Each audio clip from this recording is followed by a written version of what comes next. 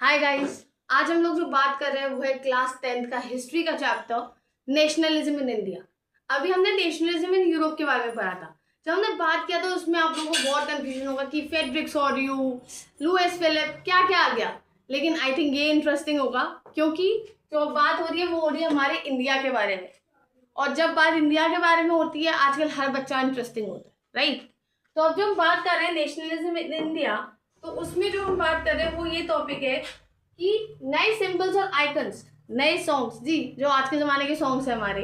आजकल आप लोग देख रहे होंगे कुछ चैनल्स पे, म्यूजिक चैनल्स पे पुराने सॉन्ग्स बज रहे हैं हमारे इंडिया के। That is main fighting reason, right. Operation Sindoor से देते थे फाइटिंग स्पिरिट के लिए। तो वैसे उस टाइम पे नए सिंबल्स, आइकन्स, नए सॉन्ग्स और आइडियाज जो है वो नए लिंक्स जोड़ते थे। क्या करते थे? नए लिंक्स जोड़ते थे। जो कम्युनिटीज जो थी उस टाइम की, उनकी बाउंड्रीज को डिफाइन करते थे। क्या करते थे? डिफाइन। अब सबसे पहले जो चीज आती है पहली वर्ल्ड वॉर। जो पहली वर्ल्ड वॉर थी उसमें दो चीजें और हुई, वो थी खिलाफत और नॉन कोऑपरेशन। जब हम बात करते हैं नॉन कोऑपरेशन की, यानी कोऑपरेट ना करना, तो उस टाइम जो ब्रिटिश गवर्नमेंट के साथ हम लोगों ने एक ऐसा मूवमेंट बनाया जिसमें हम उनके साथ काम नहीं करेंगे। We will not cooperate with them. उन्हें जो करना है वो उखाड़ लो, हम नहीं करेंगे।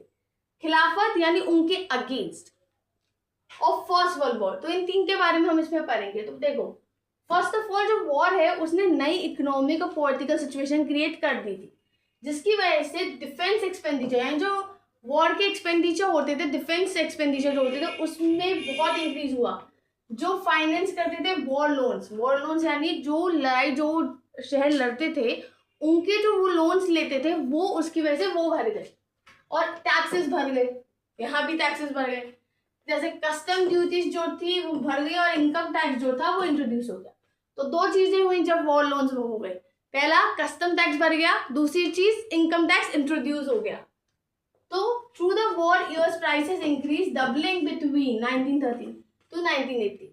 1913 से 1918 में प्राइसेस डबल हो गई थी, जिसकी वजह से क्या हुआ? एक्सट्रीम हार्डशिप हुई। किसको होगी? अब मुझे एक चीज बताओ, आजकल का टैक्स भरेगा, सब चीज भरेगी, सबसे ज्यादा प्रॉब्लम किसको होगी? मिडिल क्लास या फिर लोअर मिडिल क्लास? सबसे ज्यादा उन लोगों को ही तो प्रॉब्लम होगी क्योंकि उनकी प्रॉब्लम्स भर रही है, टैक्स भी उन्हें पे करना है, सब चीजें करनी है। तो किसकी भर गई? कॉमन पीपल की।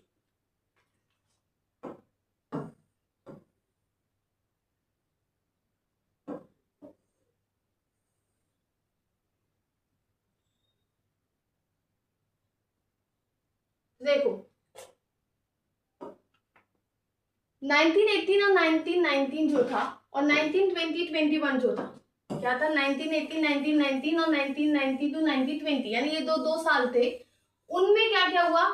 क्रॉप्स क्या होते हैं? अब देखो, हमारे उस टाइम पे फैक्ट्रीज इतनी नहीं थी। हमारे उस टाइम पे क्या था?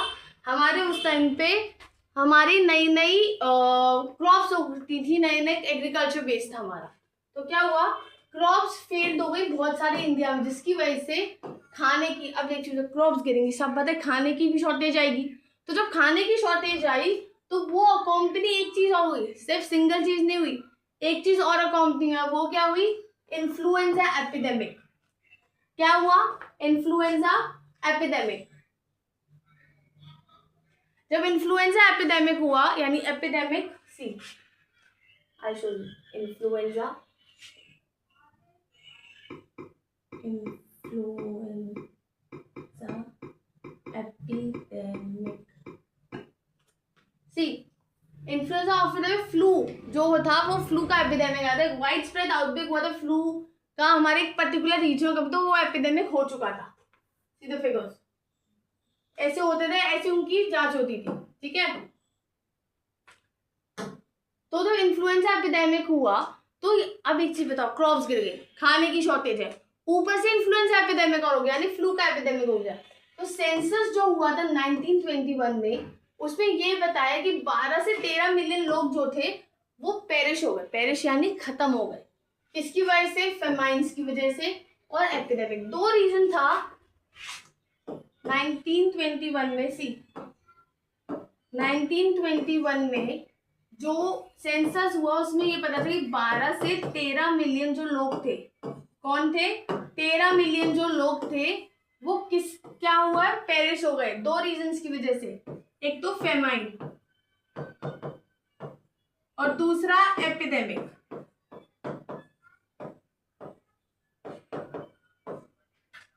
फेमाइन और एपिडेमिक। फिर आता है आइडिया सत्याग्रह का।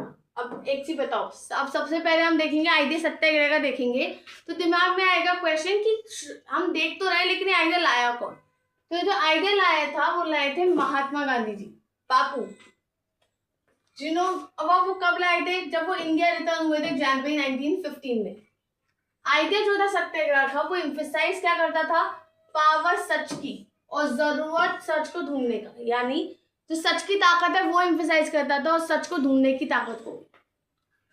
ये सजेस्ट करता था अगर कॉज सही है, अगर कॉज ट्रू है और अगर स्ट्रगल जो है इनजस्टिस के यानी ना इंसाफी के अगेंस्ट है तो फिजिकल फोर्स जरूरी नहीं है। उनके अकॉर्डिंग अगर ना इंसाफी के अगेंस्ट हमारी लड़ाई है तो फिजिकल फोर्स जरूरी नहीं है फाइट करने के लिए ऑपरेशन को।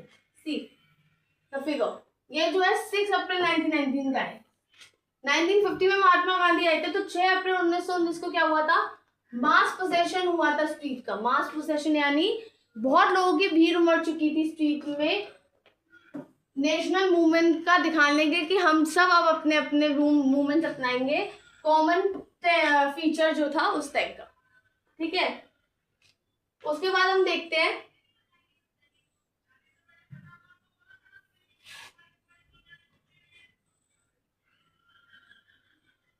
जब इन बातों को ही तो हमारी टॉपिक आया कि ये जो स्ट्रगल था, क्या था, स्ट्रगल जो था वो अल्टीमेटली ट्रम्प यानी विजय के लिए था कि हमें किसी भी हालत में जीतना है। हमें ये नहीं देखना कि हम लोग हारे या जीते, हमें जीतना है, we have to win. It's a do or die situation. उन लोगों के लिए ये डू और डाई सिचुएशन थी। क्या थी, डू और डाई सिचुएशन। तो महात्मा गांधी ने ये बिलीव किया कि जो धर्म है नॉन वायलेंस का, यानी ना इंसाफी के अगेंस्ट जो बिना लड़ाई हम बिना वायलेंस करे हम जीत सकते हैं, तो वो हो सकता है वो सारे इंडियंस हो, यानी अब सारे इंडियंस कौन से हुए, पारसी, सब कास्ट के उस टाइम इंडियंस थे, लेकिन जो मेन 2 ग्रुप्स थे वो थे मुसलमान और हिंदू। तो उनको भी जोड़ के रख सकता था अगर हम नॉन वायलेंस, उनके अकॉर्डिंग अगर नॉन वायलेंस यूज करें। तो 1917 में क्या हुआ, उन्होंने ट्रैवल किया चंपारण बिहार में। इधर चंपारण बिहार में, जो किसको करने के लिए, पीजेंट्स यानी एग्रीकल्चर वर्कर्स को इम्प्रेस करने के लिए, इंस्पायर करने के लिए, ऑपरेसिव प्लांटेशन सिस्टम के अगेंस्ट। किसके अगेंस्ट, जो प्लांटेशन सिस्टम था उस टाइम का उसके अगेंस्ट ऑपरेशन के लिए।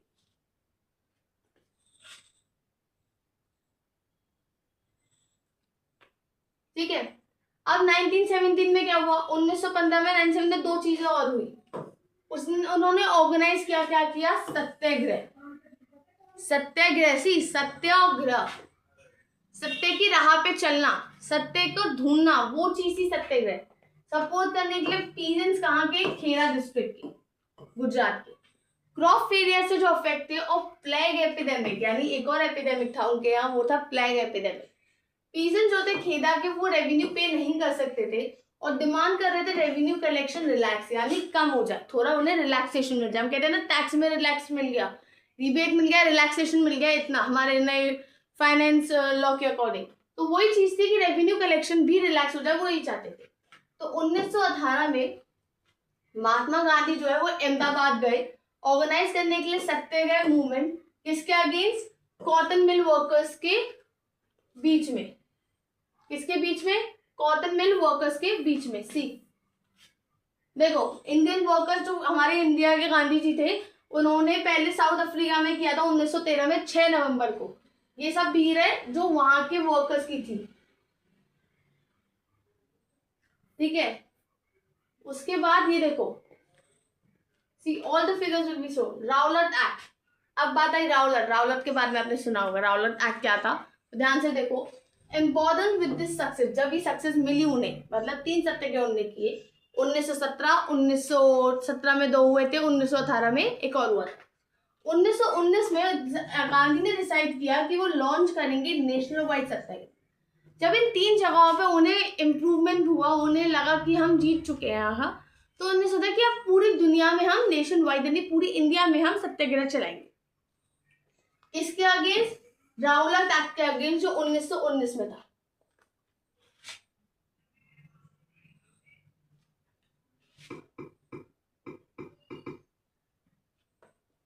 सी जो पावर दे रहा था पुलिस, राउलात एक्ट क्या था, जो पावर दे रहा था पुलिस को कि वो कभी भी अरेस्ट कर सकती है किसी को भी, वो एक्ट के अगेंस्ट क्या करें गांधी जी ने 1919 में नेशन वाइड सत्याग्रह चलाया था। उनने हरिडली पास किया imperial legislative council despite United opposition Indian में, जो इंडियन मेंबर्स थे वो इसके खिलाफ थे।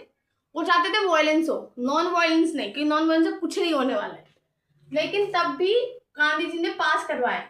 महात्मा Gandhi non violence civil disobedience, यानी डिसोबीडियंस सब जानते हैं, यानी ना पालन करना, ओबीडियंटली चीजें ना करना, और सिविल यानी लॉ के अकॉर्डिंग। तो लॉ के लॉफुली हम लोग कुछ चीजें नहीं कर रहे थे अगेंस्ट अनजस्ट लॉस, किनके अगेंस्ट, जो अनजस्ट जो अनफेयर कानून थे उनके अगेंस्ट, जिसकी वजह से हड़ताल स्टार्ट हुई 6 अप्रैल को। कब हुई? 6 अप्रैल को। अब पॉपुलर अपसर्च की वजह से और स्केयर की लाइंस जो है कम्युनिकेशन की, जैसे रेलवे और टेलीग्राफ की, डिस्टर्ब हो जाएगी।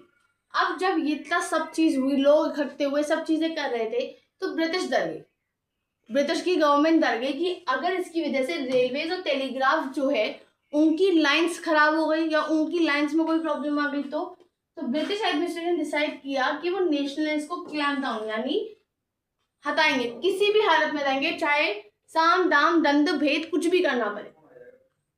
लोकल लीडर्स ने क्या किया, पिकअप किया अमृतसर से, और महात्मा गांधी जो है दिल्ली को एंटर करने से रोक दिया गया। लोकल लीडर्स को अमृतसर से उठाया गया और महात्मा गांधी को दिल्ली में पांव रखने से भी रोक दिया।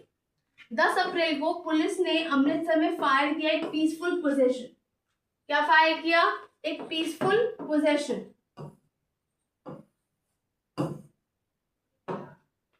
जो प्रोवोक कर रहा था वाइड स्प्रेड अटैक। अब जब उन्होंने पीसफुल फायरिंग पोजेशन यानी पीसफुल फायरिंग वगैरह जब शुरू करी, उसकी वजह से क्या हुआ, लोगों ने बैंक्स पे, पोस्ट ऑफिस पे और रेलवे स्टेशन पे अटैक करना शुरू किया। यानी जिस बात का डर था ब्रिटिशर्स को वही हुआ, लेकिन अब उनकी वजह से हुआ था क्योंकि उन लोगों ने पहले शुरू किया। मार्शल लॉ इम्पोज हुआ और जनरल डायर ने कमांड ली। अब जब जनरल डायर ने कमांड ली तो देखो, जब जनरल डायर ने कमांड ली तो बहुत चीज आती है। जनरल डायर के नाम से एक सीन सबसे पहले दिमाग में आता, वो था जलियांवाला बाग का जो कांड हुआ। जब ये जलियांवाला बाग का कांड हुआ तो उससे रिलेटेड क्या हुआ कि 13 अप्रैल को एक इनफेमस जलियांवाला बाग इंसिडेंट हुआ। उस दिन बहुत ज्यादा बड़ा क्राउड गैदर था जलियांवाला बाग में। कुछ जो थे प्रोटेस्ट करने आए थे गवर्नमेंट के नए रिप्रेसिव मेजर्स के लिए, यानी जो उस टाइम कानून बनाए थे उनके अगेंस्ट कुछ प्रोटेस्ट करने आए थे। दूसरे जो थे, ये देखो, General Dyer crawling orders being administered by British soldiers. जो ब्रिटिश सोल्जर्स थे, जो जनरल डायर ने क्रॉलिंग ऑर्डर्स दिए थे, उनको अमृतसर में 1919 में वो फुलफिल कर रहे थे उनके सो कॉल्ड वो ऑफिसर्स। तो गवर्नमेंट के नए रिप्रेजेंटेटिव मेजर्स के लिए प्रोटेस्ट करने आए थे कुछ लोग, जबकि दूसरे जो इन चीजों के लिए नहीं आए थे वो आए थे एनुअल बैसाखी फेयर के लिए। किसके लिए? जो बैसाखी पंजाब का त्योहार है, पंजाबियों का स्पेशल त्योहार है, वो उन चीजों को एनुअल बैसाखी को सेलिब्रेट करने गए थे। अब वो जब इंडिया के वो सिटी के बाहर, पंजाब के बाहर के सरदार थे, तो बहुत सारे विलेजर्स जो थे मार्शल लॉ को नहीं जानते थे। वो बिल्कुल नहीं जानते थे इसके बारे में कि मार्शल लॉ इम्पोज हो चुका है यहाँ। डायर ने एंटर किया एरिया और एग्जिट पॉइंट्स ब्लॉक कर दिए। क्या कर दिए? एग्जिट पॉइंट्स ब्लॉक कर दिए और ओपन कर दी फायर, यानी फायरिंग शुरू कर दी क्राउड पे, जिसमें से 100 से ज्यादा लोग मारे गए। उसका ऑब्जेक्ट जो था, जब उससे पूछा गया कि आपने ऐसा क्यों किया, तो उसने ये बोला कि वो प्रोड्यूस करना चाहता था एक मॉरल इफेक्ट। अब मुझे एक चीज बताओ, आप मॉरल इफेक्ट कैसे, जब आप वायलेंस यूज करो तो मॉरल इफेक्ट कैसे आएगा? That was the reason, main reason कि कुछ मेंबर्स नॉन वायलेंस के खिलाफ थे। इंडियन मेंबर्स भी नॉन वायलेंस के खिलाफ थे, क्योंकि वो सोचते थे कि अगर वो वायलेंस यूज करते तो हम क्यों नहीं। तो वही चीज थी कि उन्होंने ये बोला जनरल डायर ने कि वो मॉरल इफेक्ट प्रोड्यूस करना चाहते थे, जिसकी वजह से सत्याग्रहीज के माइंड में एक टेरर आए और वो डर जाए। जैसे ही न्यूज जलियांवाला बाग की स्प्रेड हुई, भाई एक चीज बताओ, अगर चाहे उस टाइम इंडिया पूरा यूनाइटेड ऑलमोस्ट था, तो अगर कोई इंसिडेंट होगा इतना बड़ा तो सब बातें उसके अगेंस्ट बातें होंगी। तो जलियांवाला बाग की न्यूज जब फैली तो स्ट्राइक्स, क्लैशेस और पुलिस जो थे अटैक कर रही थी गवर्नमेंट बिल्डिंग्स। गवर्नमेंट जो थी उसने ब्रूटल रिप्रेशन के साथ रिस्पॉन्ड किया, जो ह्यूमिलेट कर रहा था और टेरराइज कर रहा था। क्या कर रहा था? ह्यूमिलेट कर रहा था और टेरराइज कर रहा था लोगों को। सत्याग्रहीज को फोर्स किया गया कि वो अपनी नाक रगड़े ग्राउंड में, क्रॉल करें स्ट्रीट्स पे, जैसे स्नेल्स क्रॉल करते हैं वैसे स्ट्रीट्स पे क्रॉल करें और सलाम ठोके साहिब्स को। साहिब यानी जो उनके ब्रिटिश गवर्नमेंट के बड़े ऑफिसर्स थे उनको सल्यूट करें। पीपल जो थे वो फ्लॉक थे और विलेजेस जो थे यानी गुजरवाला पंजाब में जो पाकिस्तान में है वहां जगह बॉम्ब गिराए गए। जब पहली वर्ल्ड वॉर थी एंड हुई डिफीट ऑटोमन टर्की, जब ऑटोमन टर्की हार गई उसकी वजह से पहली वर्ल्ड वॉर खत्म हुई और रूमर्स थे कि हार्श पीस ट्रीटी हुई है जो इम्पोज की जाएगी ऑटोमन एम्परर पे, यानी spiritual head of Islamic world the खलीफा। उसके अगेंस्ट एक स्ट्रिक्ट पीस ट्रीटी बनाई जाएगी। खिलाफत कमेटी फॉर्म हुई बॉम्बे में कब? 1919 मार्च में। एक यंग जनरेशन मुस्लिम लीडर जैसे जो भाई थे मोहम्मद अली और शौकत अली ने डिस्कस किया महात्मा गांधी के साथ अबाउट द पॉसिबिलिटी एक यूनाइटेड मास इस इशू के लिए। वो लोग चाहते थे, जो यंग लीडर्स थे मुसलमानों के खिलाफत के, कि एक यूनाइटेड डिसीजन लिया जाए, यूनाइटेड मास एक्शन लिया जाए। कलकत्ता सेशन में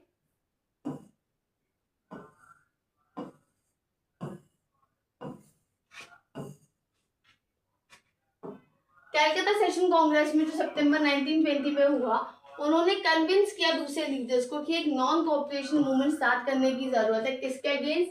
खिलाफत को सपोर्ट करने के लिए सातवें स्वराज, यानी जो नॉन कोऑपरेशन मूवमेंट था उसको स्टार्ट करने का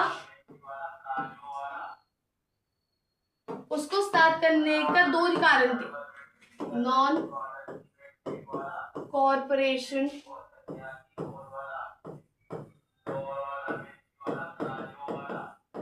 को स्टार्ट करने के दो फायदे, दो चीजों के लिए नॉन कॉर्पोरेशन स्टार्ट करना चाहते थे गांधी जी। किसके लिए?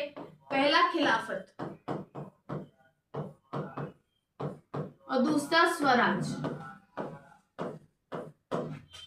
दो चीजों की वजह से शुरू करना चाहते थे, एक तो खिलाफत था, एक स्वराज था। अब बात आती है नॉन कॉर्पोरेशन ही क्यों? कोई और मूवमेंट भी जैसे सत्याग्रह होता, सत्याग्रह प्लस नॉन कॉर्पोरेशन क्यों? क्योंकि हिंद स्वराज जो 1909 में फॉर्म हुई थी पार्टी, महात्मा गांधी ने डिक्लेयर किया कि जो ब्रिटिश रूल है वो स्टैब्लिश हुआ इंडिया में इंडियंस की कॉर्पोरेशन। आप बात बताओ, जब ब्रिटिशर्स आए इंडिया में थ्रू द ट्रेड रूट की वजह से, कि उन्हें सोल ट्रीटी मिल चुकी थी उनकी क्वीन से कि वो बिजनेस कर सकते, तो इंडियंस भी तो सपोर्ट कर रहे थे, कॉर्पोरेट कर रहे थे ना, कि उन्हें लगा कि उन्हें भी मुनाफा होगा। तो जब ये हुआ तो उन्होंने स्टैब्लिश किया कॉर्पोरेशन इंडियंस के साथ और सरवाइव किया क्यों? इसी कॉर्पोरेशन की वजह से, और वो सरवाइव भी हुए इसी कॉर्पोरेशन की वजह से। तो गांधी जी ने आइडिया प्रपोज किया कि जो मूवमेंट है वो स्टेजेस में अनफोल्ड होगा। पहले ये होगा कि हम टाइटल्स छोड़ेंगे, टाइटल्स, गवर्नमेंट टाइटल्स जो हमें मिले, जैसे कोई बड़ी बड़ी उपाधि मिली है जो अवार्ड किए गए हैं, उन टाइटल्स को छोड़ेंगे और बॉयकॉट करेंगे सिविल सर्विस को, आर्मी को, पुलिस को, कोर्ट्स को, लेजिस्लेटिव काउंसिल्स को, स्कूल्स और फॉरेन गुड्स को, इन सबको हम बॉयकॉट करेंगे। इनकेस गवर्नमेंट ने यूज किया रिप्रेशन, एक full civil disobedience campaign launch होगा, यानी स्टेजेस में था। सबसे पहले हम लोग जो हमें उपाधि दी गई है गवर्नमेंट की तरफ से, ब्रिटिश गवर्नमेंट की तरफ से, वो टाइटल्स को हम छोड़ेंगे। उसके बाद गवर्नमेंट जो है सिविल डिसोबीडियंस कैंपेन चलाएंगे अगर उन्होंने ज्यादा रिप्रेशन किया। 1920 के समय में महात्मा गांधी और शौकत अली ने एक्सटेंसिवली हर जगह गए वो लोग, मतलब पूरी तरह से मेहनत कर रहे थे, हर जगह जा रहे थे दोनों सपोर्ट पाने के लिए इस मूवमेंट के लिए। वो रिलक्टेंट थे, मतलब वो तैयार थे बॉयकॉट करना काउंसिल इलेक्शन को शेड्यूल हुए थे नवंबर 1920 को, और उन्हें ये डर था कि जो मूवमेंट था वो माइट लीड करेगा पॉपुलर वायलेंस। वो इस बात से भी डरे थे कि अगर ये मूवमेंट चल गया ये वायलेंस भी क्रिएट कर सकता है। फाइनली कांग्रेस सेशन जो हुआ नागपुर में दिसंबर 1920 में, एक कॉम्प्रोमाइज सेटअप हुआ और नॉन कॉपरेशन प्रोग्राम अडॉप्ट हुआ। अब डिफरेंट स्टैंड्स क्या थे इस मूवमेंट के अंदर, अलग अलग चीजें क्या क्या हुई, तो देखो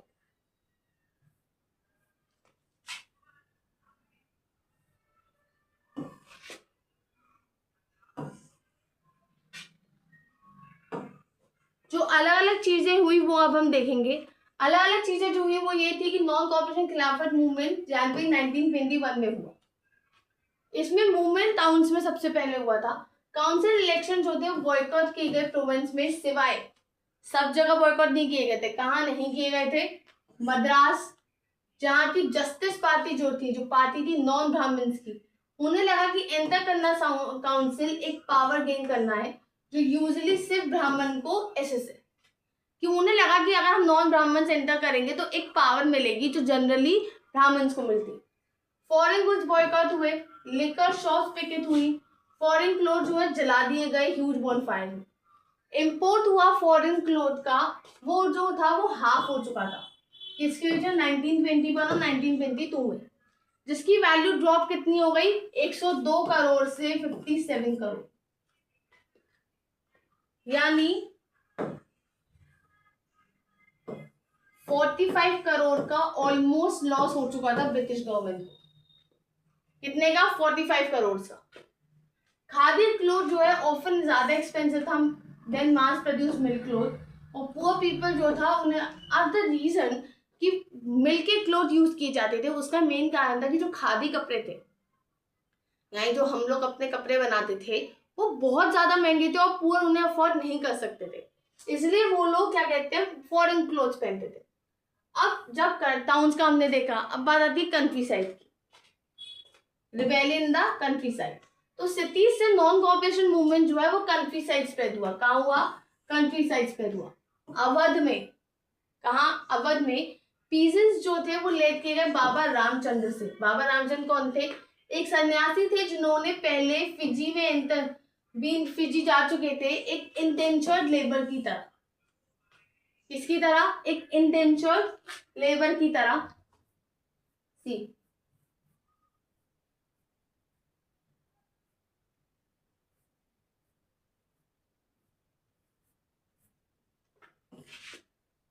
इंडेंचर्ड, मैं दिखाऊंगा बाबा रामचंद्र।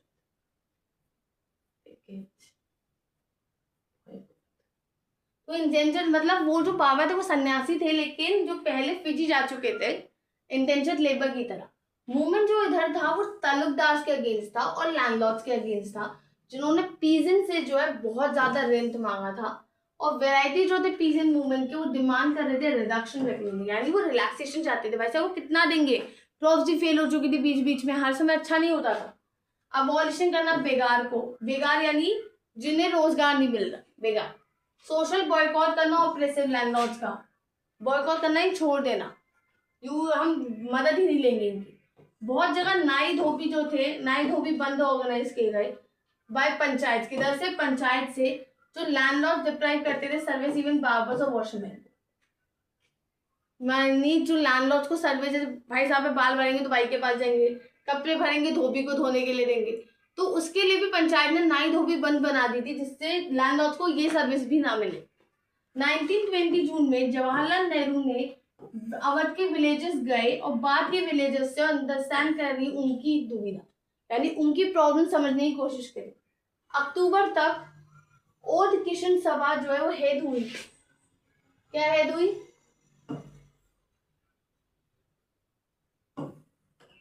ओल्ड किशन सभा। ओल्ड किशन सभा जो जवाहरलाल नेहरू ने हेड की, बाबा रामचंद्र और कुछ और लोगों के साथ। एक महीने के अंदर 300 ब्रांचेस जो है वो सेटअप हो गई विलेजेस में, उस रीजन के आसपास। 1921 में हाउसेस जो है तालुकदार और मर्चेंट्स के अटैक हुआ। अब एक चीज बताओ, कुछ ही प्रोटेस्ट होगा, हर लोग की अलग अलग सोच होती है कि हम इसका मतलब ये निकालेंगे। सबकी सोच एक जैसी, पांचों उंगलियां हाथ की एक जैसी नहीं होती। इसलिए कुछ लोगों ने क्या कहते हैं, तालुकदार और मर्चेंट्स पे अटैक कर दिया, घरों पे, बाजार को लूट लिया और गेन होल्ड्स को भी ले लिया। 1928 में वल्लभ भाई पटेल ने जो है पीजेंट मूवमेंट किया बरदोली में। कहाँ किया? बरदोली में, एक तालुका जो गुजरात में था, किसके अगेंस्ट? लैंड रेवेन्यू के अगेंस्ट, जिसे हम कहते हैं बरदोली सत्याग्रह। ये जो मूवमेंट था, एक लौटा सा मूवमेंट था जो सक्सेस था किसके? वल्लभ भाई पटेल की लीडरशिप।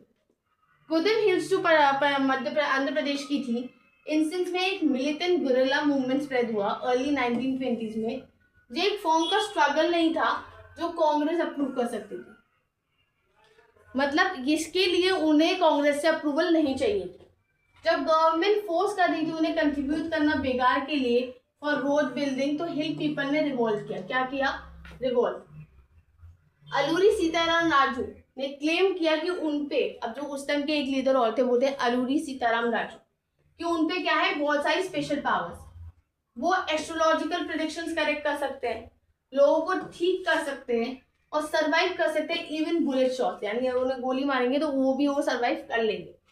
राजू से कैप्टिव, यानी इन बातों को सुनकर, क्योंकि उस टाइम के लोगों की थॉट बहुत पुरानी थी, वो लोग इन चीजों पे विश्वास करते थे।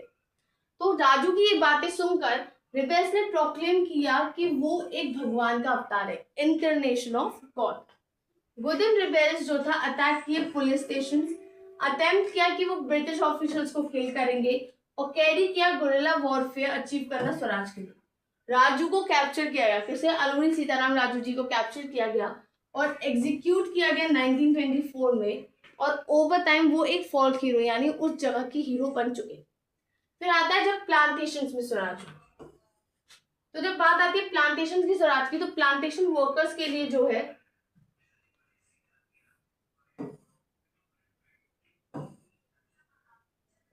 प्लांटेशन वर्कर्स जो थे वो आसाम के थे, उनका जो फ्रीडम था, उनके लिए फ्रीडम ये नहीं था कि किसी जगह से पाना, लैंड रेवेन्यू से फ्रीडम नहीं, उनके लिए था कि वो फ्रीली मूव कर सके इन एंड आउट, उनकी जो कॉन्फाइंड स्पेस, यानी अगर उनकी जगह एक रूम एक जगह जीते तो उससे भी आगे वो मूव कर सके जहां वो इंक्लोज थे। इसका मतलब था कि वो विलेज से वापस लिंक करे जहां से वो आए थे। इनलैंड इमिग्रेशन एक्ट जो 1859 में पास हुआ था, उसके अकॉर्डिंग प्लांटेशन वर्कर्स जो थे वो परमिट नहीं थे कि वो अपने टी गार्डन्स को छोड़े बिना परमिशन को। इनफैक्ट वो रेयरली उन्हें परमिशन मिलती थी, यानी उन्हें बहुत ही कम परमिशन मिलती थी उनके टी गार्डन्स को छोड़ने की।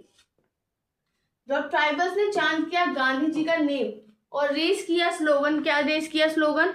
डिमांड करने के लिए स्वतंत्र भारत, फर्स्ट वर्ड स्वतंत्र, पहली बार, तो वो इमोशनली भी रिलेट कर रहे थे ऑल इंडिया एजुकेशन से। ये पूरे इंडिया में जो चीज चल रही थी, जो मूवमेंट चल रहे थे, जो उनकी प्रॉब्लम्स थी पूरे इंडिया में, उन सब से भी वो रिलेट कर रहे थे। अब बात आती है तीसरा जो था सिविल डिसोबीडियंस की तरफ। तो फरवरी 1922 में महात्मा गांधी ने डिसाइड किया कि वो नॉन कोऑपरेशन मूवमेंट को विड्रॉ करें, क्योंकि अलग अलग जगह वायलेंस यूज हुआ था नॉन वायलेंस की जगह, जो वो नहीं चाहते थे। लाला लाजपत राय जो थे वो असॉल्ट किए गए ब्रिटिश पुलिस से एक पीसफुल डेमोन्स्ट्रेशन जब वो कर रहे थे साइमन कमीशन के अगेंस्ट। इनके अगेंस्ट साइमन कमीशन के अगेंस्ट उन्हें इतनी इंजरी हुई जिस डेमोन्स्ट्रेशन की वजह से, जिससे वजह से उनकी डेथ हो गई। कांग्रेस के अंदर कुछ लीडर्स जो थे अब कोशिश कर रहे थे मास स्ट्रगल्स की और चाहते थे कि पार्टिसिपेट करें इलेक्शन प्रोविंशियल काउंसिल का, जो सेटअप किया जाता है गवर्नमेंट ऑफ इंडिया एक्ट 1919 के अंदर। सीआर दास और मोतीलाल नेहरू जो थे उन्होंने स्वराज पार्टी फॉर्म करी कांग्रेस के अंदर ही। Means if it is a party of Congress, means अगर पार्टी कांग्रेस है तो उसके अंदर ही स्वराज पार्टी बन चुकी थी लोगों की। और जो किसने बनाई थी? सीआर दास ने और जवाहरलाल नेहरू ने। नेहरू लिखती में बहुत अच्छा, नेहरू। किसने ऑर्गेनाइज किया था? जवाहरलाल नेहरू ने।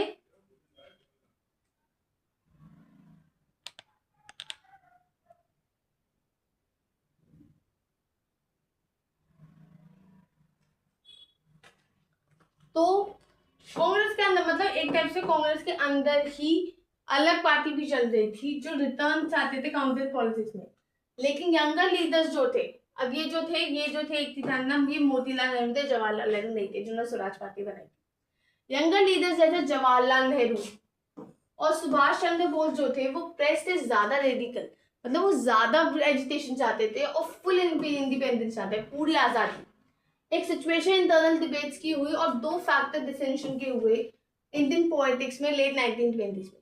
जो पहला था वो था इफेक्ट करना वर्ल्ड वाइड इकोनॉमिक डिप्रेशन, क्योंकि एग्रीकल्चर प्राइसेस जो है वो 1926 से गिर चुकी थी और कोलैप्स बिल्कुल हो चुकी थी 1930 में। 1930 तक कंट्री साइड जो थी वो टर्मोइल में थी, यानी एक टाइप से डर में थी। बैकग्राउंड जो थी नई टॉरी गवर्नमेंट की ब्रिटेन में, वो कंस्टिट्यूट करती statutory commission sir John Simon के अंदर। किन के अंदर? सर जॉन साइमन के अंदर। जो सेटअप हुआ था रिस्पॉन्स में, जो किसके सेटअप में हुआ था? रिस्पॉन्स में नेशनलिस्ट मूवमेंट के। कमीशन जो था वो देखा गया फंक्शन करना कॉन्स्टिट्यूशन सिस्टम इंडिया का और चेंजेस को सजेस्ट करना। किनको सजेस्ट करना? चेंजेस को सजेस्ट करना। कमीशन जो है उसका सिंगल मेंबर कोई नहीं था। कमीशन की वजह से जो लोग ना खुश थे इंडियन, वो इसका था कि कमीशन में कोई भी इंडियन मेंबर नहीं था। तब साइमन कमीशन इंडिया में अराइव हुआ 1928 में। उनका स्वागत इंडिया वालों ने ये इससे किया कि गो बैक साइमन, वापस जाओ। कितना उल्टे पैर लौटना, यहीं से वापस जाओ।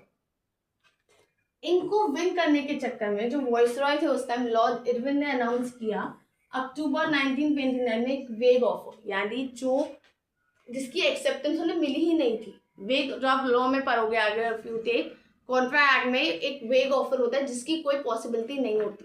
देयर इज नो प्रॉमिस और देयर इज नो एक्सेप्टेंस। तो जब ये वेग ऑफर अनाउंस हुआ तो इस वेग ऑफर में क्या हुआ? एक डोमिनेंट स्टेटस इंडियंस को मिला। क्या मिला? डोमिनेंट स्टेटस इंडिया को मिला एक अनस्पेसिफाइड फ्यूचर में, और राउंड टेबल कॉन्फ्रेंस डिस्कस करना फ्यूचर कॉन्स्टिट्यूशन। रेडिकल्स जो थे कांग्रेस के अंदर, वो कौन ऑर्गेनाइज करता था? जवाहरलाल नेहरू और सुभाष चंद्र बोस, जो ज्यादा एजर्टिव थे। लिबरल्स जो मॉडरेट्स जो थे वो प्रपोज कर दे कॉन्स्टिट्यूशन सिस्टम ब्रिटिश डोमिनेंट के फ्रेमवर्क के अकॉर्डिंग, जिसकी वजह से उनकी इन्फ्लुएंस कम हो गई। भाई क्योंकि यार चाहते ही नहीं थे ना इंडिया वाले, इसलिए दिसंबर 1929 में जवाहरलाल नेहरू की प्रेसिडेंसी के अंदर लाहौर कांग्रेस ने क्या किया? लाहौर कांग्रेस ने प्रेसिडेंसी फॉर्मलाइज किया डिमांड पूर्ण स्वराज की। पूर्ण स्वराज यानी फुल इंडिपेंडेंस।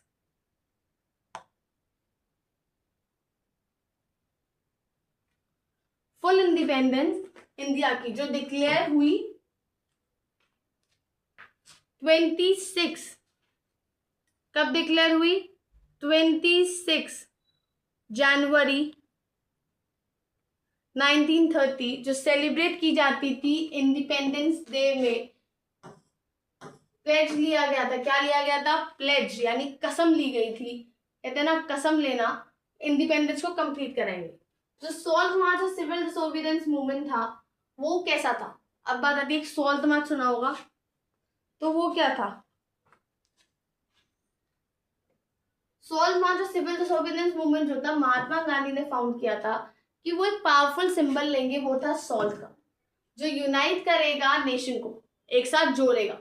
31 जनवरी 1930 को उन्होंने वॉइसरॉय इरविन को लेटर भेजा उनकी 11 डिमांड्स के साथ। कितनी? 11 उनकी डिमांड्स पूरी करने के लिए। जो आइडिया ये था कि डिमांड्स को वाइड रेंजिंग बनाएंगे, जिससे सारी क्लासेस यानी जितने भी लोग थे उन इंडियन सोसाइटी में वो आइडेंटिफाई करें उनके साथ, और एक साथ लाया जाए सबको एक कैंपेन के फॉर्म में। जो मोस्ट स्टरिंग ऑफ डिमांड थी वो थी सॉल्ट टैक्स को हटाना। जो सबसे इंपॉर्टेंट डिमांड थी ना, जो सबको शौक थी, वो थी सॉल्ट टैक्स को हटाने, क्योंकि जो टैक्स पे सॉल्ट था और गवर्नमेंट की जो मोनोपोली थी उसकी प्रोडक्शन पे, महात्मा गांधी ने डिक्लेयर किया कि ये मोस्ट ऑपरेसिव फेज है, यानी सबसे घटिया चेहरा दिखाया ब्रिटिश रूल ने इसको करके। महात्मा गांधी ने स्टेट किया कि जो फेमस सॉल्ट मार्च कंपनी कर रहा है, महात्मा गांधी ने दिखाया कि जो फेमस सॉल्ट मार्च है वो कंपनी किया जाएगा 78 उनके ट्रस्ट, यानी वो जिनके उनके विश्वासु वो थे उनके वॉलंटियर्स के अंदर। मार्च जो था वो 240 माइल्स का होगा गांधी जी के आश्रम से, जो साबरमती में है, तो Gujarati coastal town Dandi. Volunteers walk किए 24 दिन 10 माइल, कितने? 10 माइल 24 दिन के लिए। 6 अप्रैल को वो दांडी पहुंचे और सिग्नली वॉयलेट किया लॉ, मैन्युफैक्चर सॉइल किया सी वाटर को फ्रॉम द सी। कैसे? अब मैं एक मेथड पढ़ा होगा, इवैपोरेशन, राइट। तो सॉल्ट वाटर को उन्होंने कुछ नहीं किया, उन्होंने ये आई थिंक आपने साइंस में एक्सपेरिमेंट में देखा होगा, तो आप आगे पढ़ोगे भी है। ये पानी है, तो जो सॉल्ट थी ये थी सॉल्ट, तो पानी एवेपोरेट हो गया, तो उन्होंने क्या किया था? पानी को एवेपोरेट कर दिया था और सॉल्ट को किया था। तो जैसे ही मूवमेंट स्प्रेड हुआ, फॉरेन क्लॉथ भी बॉयकॉट हो गए, लिकर शॉप्स टिकेटेड हो गए। जब ये हुआ तो अब्दुल गफर खान, एक डिवोटी प्रिंसिपल जो थे गांधी जी के, उन लोगों को अरेस्ट किया गया अप्रैल 1930 को। अब इस बात पे गुस्सा जो लोग थे, उन्होंने स्ट्रीट्स पे पेशावर की स्ट्रीट्स पे आर्म्ड कार्ड्स को, पुलिस फायरिंग को फेस किया। एक महीने बाद जब महात्मा गांधी खुद अरेस्ट हो गए, इंडस्ट्रियल वर्कर्स जो थे शोलापुर के, उन्होंने पुलिस पोस्ट पर अटैक किया, म्युनिसिपल बिल्डिंग्स पर अटैक किया, लॉ कोर्ट्स पे किया और रेलवे स्टेशन पे किया, और उन स्ट्रक्चर्स पे किया जो ब्रिटिश रूल को सिंबलाइज करते थे। क्या करते थे? ब्रिटिश रूल्स को सिंबलाइज। महात्मा गांधी ने पैक्ट में आए इरविंग के साथ 5 मार्च 1931 को। इस गांधी इरविन पैक्ट से गांधी जी ने कंसेंट किया कि वो पार्टिसिपेट करेंगे राउंड टेबल कॉन्फ्रेंस। इसमें राउंड टेबल कॉन्फ्रेंस जो कांग्रेस ने बाइकॉट कर लिया था, पहले राउंड टेबल कॉन्फ्रेंस, उन्होंने डिसाइड किया कि वो इस वाली कॉन्फ्रेंस में जाएंगे क्योंकि पहली कॉन्फ्रेंस उन लोगों ने बॉयकॉट कर दी। लंदन में जो गवर्नमेंट था उसने एग्री किया कि वो रिलीज करेंगे पॉलिटिकल प्रिजनर्स को। दिसंबर 1931 में गांधी जी लंदन गए कॉन्फ्रेंस, लेकिन वहां नेगोशिएशन जो हुई उसकी वजह से वो परेशान थे। उसकी वजह से क्या थे? वो परेशान थे और वो वापस डिसअपॉइंट लौट आए। गफर खान और जवाहरलाल नेहरू दोनों ही जेल में थे जब वो वापस आए और कांग्रेस को इलीगल डिक्लेयर कर दिया गया था। एक सीरीज मेजर का हुआ जो इम्पोज किया गया मीटिंग्स को प्रिवेंट करने के लिए, डिमॉन्स्ट्रेशंस को और बॉयकॉट करने के लिए। अब कैसे पार्टिसिपेंट्स ने मूवमेंट देखा, तो ध्यान से देखो।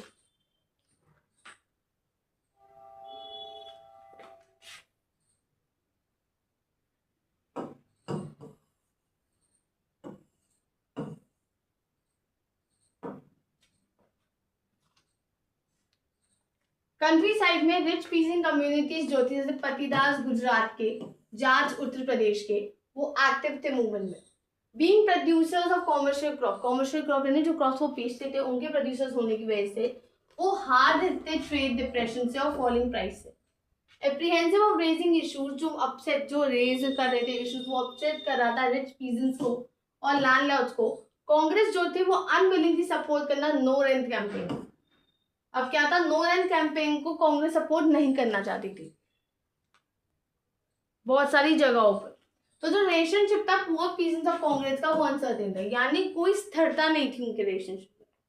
ऑर्गेनाइज करना बिजनेस इंटरेस्ट को उन्होंने फॉर्म किया इंडियन इंडस्ट्रियल और कॉमर्शियल कांग्रेस 1920 में और federation of chamber of commerce and industries यानी FICCI इन 1927। जो प्रोमिनेंट इंडस्ट्रियल लीडर्स करते थे, पुरुषोत्तम दास, ठाकुर दास और GD बिरला, ये जो इंडस्ट्रियलिस्ट थे, उन्होंने अटैक किया कोलिंग कंट्रोल इंडियन इकोनॉमी के ऊपर और सपोर्ट किया सिविल डिसोबीडियंस मूवमेंट जो वो पहले लॉन्च हुआ था 1930s में। जो थाउजेंड ऑफ वर्कर्स थे छोटा नागपुर में टिन माइंस में, वो गांधी की कैप्स पहनते थे और पार्टिसिपेट करते थे रैलीज में और बॉयकॉट कर दिया था उन्होंने कैंपेन्स। दूसरा इंपॉर्टेंट फीचर जो सिविल डिसोबीडियंस मूवमेंट का था वो था large scale participation of women. औरतें भी बहुत ज्यादा पार्टिसिपेशन कर रही थी इन चीजों में। अर्बन एरियाज में जब औरतें हाई कास्ट फैमिली से और रूरल एरियाज में वो रिच पीसेंट हाउस होल्ड की थी। लिमिट्स क्या थी सिविल डिसोबीडियंस की? कि जब भी कोई मूवमेंट होता है उसकी कुछ लिमिट्स होती है ना, तो लिमिट्स क्या थी? जो लिमिट्स थी उनमें से वन सच ग्रुप जो था वो था अनटचेबल्स का, जिन्हें आई थिंक किंग्स, जब राजा महाराजा हुआ करते थे तो उस टाइम अनटचेबल्स को कहा जाता था शूद्रास। जो हिस्ट्री में आई थिंक आपने पढ़ा होगा जूनियर क्लासेस में, ब्राह्मण्स, क्षत्रिय, वैश्य और लास्ट होते शूद्रास। तो उन्हें अब क्या कहा जाता था?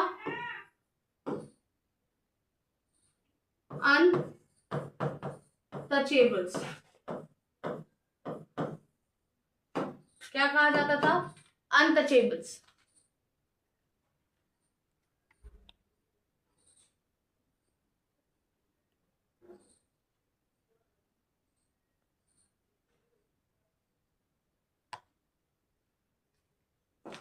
तो जब ये लिमिट बढ़ी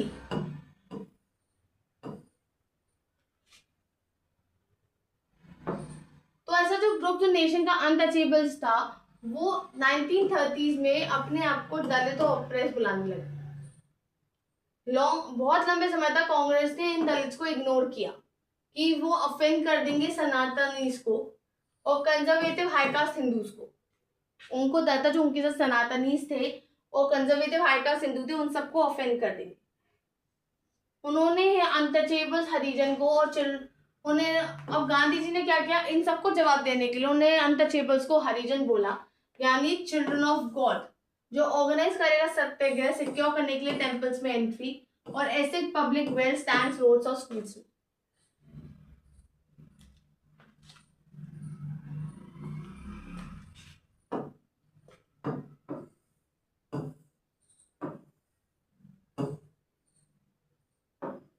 दलित्स ने जो है पार्टिसिपेशन हुआ सिविल डिसोबीडियंस मूवमेंट में जो लिमिटेड था, पर्टिकुलरली महाराष्ट्र और नागपुर रीजन में जहाँ ऑर्गेनाइजेशन बहुत ज्यादा स्ट्रॉन्ग थी। डॉक्टर बी आर अम्बेडकर जो ऑर्गेनाइज कर रहे थे दलित्स का डिप्रेस्ड क्लासेस एसोसिएशन 1913 में ऑर्गेनाइज किया था, उनका महात्मा गांधी के साथ क्लैश हुआ सेकेंड राउंड टेबल कॉन्फ्रेंस में, डिमांड करकर सेपरेट इलेक्टोरेट्स दलित के लिए, यानी उनका गांधी जी के साथ क्लैश हुआ था, लड़ाई हुई थी। एक क्लैश होता है, it will be a wording clash, table conference में जहां उन्हें डिमांड किया था सेपरेट इलेक्टोरेट्स दलित के लिए। अंबेडकर ने अल्टीमेटली एक्सेप्ट की गांधी जी की पोजीशन और जो रिजल्ट था वो था पूना पैक्ट सितंबर 1932 का। क्या था रिजल्ट? पूना पैक्ट सितंबर 1932। जो डिप्रेस क्लास यानी जिन्हें हम बाद में शेड्यूल कास्ट बोलते हैं, एससी बोलते हैं, उन्हें रिजर्व सीट्स मिलेंगी प्रोविंशियल और सेंट्रल लेजिस्लेटिव काउंसिल में, लेकिन उनकी जो वोटिंग थी वो जनरल इलेक्टोरेट से की जाएगी। जब डिक्लाइन हो गया नॉन कोऑपरेशन खिलाफत मूवमेंट, बहुत सारे सेक्शन मुस्लिम के कांग्रेस से एलियनेट हो गए। एलियनेट यानी अलग फील करने लगे थे।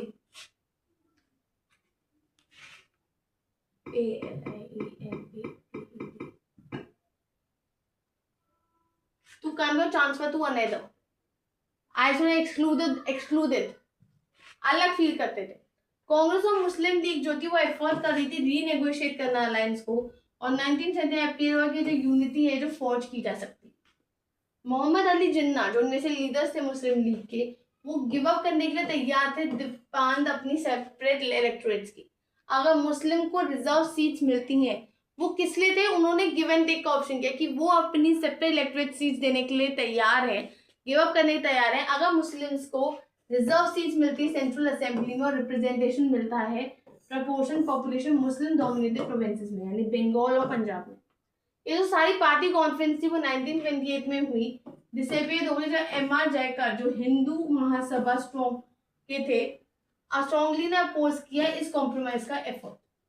फिर था कलेक्टिव बिलोंगिंग का, कि होता है कि हमारी जब बिलोंगिंग हो तो उसकी कलेक्टिव मीनिंग क्या होता है। हेलो, मैं वहां हूँ। सेंस जो था कलेक्टिव बिलोंगिंग का। अब सेंस जब हम बात करते हैं कि यूनिटी की इतनी बात हुई कि हम यूनिटी करेंगे, हम ये करेंगे, लोगों को एक साथ लाएंगे, तो उसका कोई कलेक्टिव रीजन भी तो होगा, कोई सिंबल, कोई चीज। तो देखो नेशनलिज्म जो है लोगों के बीच में स्प्रेड हुआ, जो बिलीव करते हैं कि जो सारे पार्ट्स थे सेम नेशन के, और डिस्कवर की कुछ यूनिटी जो है बाइंड करेगी उन्हें एक साथ। हिस्ट्रियंस और फिक्शन जो थे, हिस्ट्री फिक्शन, फिक्शन यानी शोज जो होते थे, फ्लॉको सॉन्ग्स पिन्स और सिंबल्स, ये सब एक पार्ट प्ले करते थे नेशनलिज्म को बनाने के लिए। आइडेंटिटी जो, अब एक चीज सुनो, आप लोगों ने पढ़ा होगा, हम लोगों ने नेशनलिज्म इन यूरोप में पढ़ा था कि जो स्टैचू ऑफ लिबर्टी जो है फीमेल फिगर है, यानी किसी भी नेशन को फीमेल फिगर से रिप्रेजेंट किया जाता था उस टाइम पे। तो इंडिया को भी आइडेंटिटी जो थी नेशन की वो फिगर या इमेज में रिप्रेजेंट की जाती थी। तो 20th सेंचुरी में जब ग्रोथ हुई नेशनलिज्म की और आइडेंटिटी इंडिया की, वो विजुअली एसोसिएट थी किसके साथ, इमेज के साथ, भारत माता की, हम कह रहे हैं भारत माता की जय, उसके साथ ऑलरेडी एसोसिएट कर चुके थे। इमेज सबसे पहले बंकिम चंद्र चट्टोपाध्याय ने क्रिएट की थी। 1870s में उन्होंने वंदे मातरम लिखा था, एक हिम अपनी मदरलैंड के लिए, यानी अपनी मातृभूमि के लिए। लेटर उन्होंने इंक्लूड किया अपने नोवेल आनंद मार्ग में, और वाइडली ये सॉन्ग हो गया था जो गाया जाता था स्वदेशी मूवमेंट बंगाल में। अबिंद्रनाथ टैगोर जो थे, उन्होंने पेंट की famous image, not Rabindranath, it's Abanindranath, Bharat Mata की। इस पेंटिंग में भारत माता पोर्ट्रे की गई स्टैटिक फिगर जो काम है, कंपोज है, डिवाइन है और स्पिरिचुअल। लेट 19th सेंचुरी में, वही जब 19th एंड का टाइम चल रहा था, नेशनलिस्ट जो है वो रिकॉर्ड कर रहे थे फ्लॉक स्टोरीज, जो और विलेजेस जाते थे फ्लॉक सॉन्ग, यानी जैसे हमारी होते ना कि हम लोग छोटे थे, हमारी दादी और नानी हम लोगों को स्टोरी सुनाती है कि ये स्टोरीज है, ये स्टोरीज है, तो वैसी स्टोरीज वो लोग कलेक्ट करते थे। बंगाल में रविंद्रनाथ टैगोर ने हिमसेल्फ बैलेंस कलेक्ट करी, नर्सरी राइम्स कलेक्ट करी और मिथ्स कलेक्ट करी, जो फ्लॉक रिवाइवल के लिए बहुत जरूरी था। मद्रास में नतिसा शास्त्री जो थे, उन्होंने massive 4 volume collection Tamil folk tales का बनाया। फ्लॉक होर जो था साउथ इंडिया का, उन्होंने माना कि जो फ्लॉक लोर है, यानी जो फ्लॉक सॉन्ग्स है, उस टाइम के सॉन्ग्स है, उनकी सॉन्ग्स है, वो नेशनल लिटरेचर है और मोस्ट ट्रस्टी मैनिफेस्टेशन लोगों के रियल थॉट्स और कैरेक्टरिस्टिक्स का, यानी उस टाइम के लोग कैसे थे उनके थॉट्स बताता है, उनकी कैरेक्टरिस्टिक्स बताता है। फिर बात आती है प्लांटेशन वर्कर्स का जो सीन था। प्लांटेशन वर्कर्स के सीन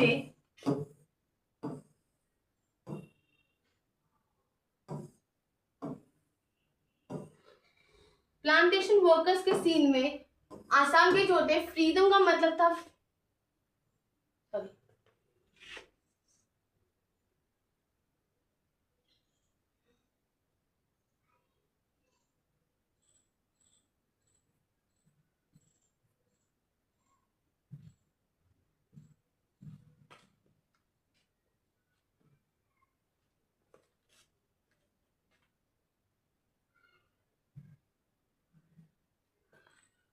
तो अभी हमने क्या देखा, रविन्द्रनाथ टैगोर ने पेंटिंग्स बनाई थी, रविन्द्रनाथ टैगोर ने फ्लॉक को कलेक्ट किया था। तो जब ये कलेक्शन हुआ,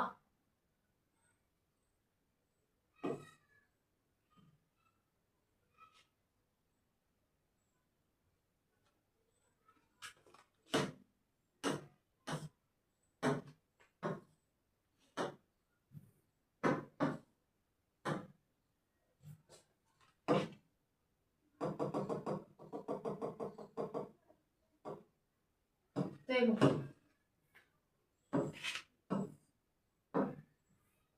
सी बॉयकॉट क्या हुआ, हमारी जो भारत माता की फिगर थी जो बन के रविन्द्रनाथ टैगोर ने बनाई थी, वो ये थी।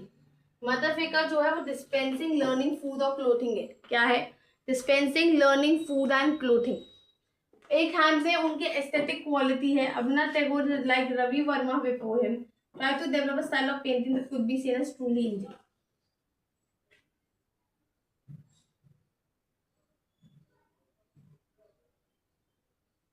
So that's it for today.